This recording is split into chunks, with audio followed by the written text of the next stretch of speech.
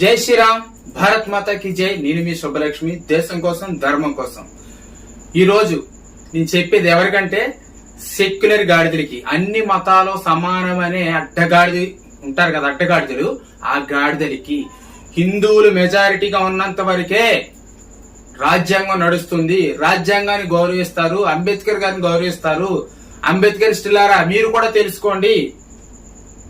ఎప్పుడైతే హిందువులు మైనారిటీ అయ్యారో అప్పుడు రాజ్యాంగము ఉండదు, అంబేద్కర్ గారికి గౌరవం ఉండదు.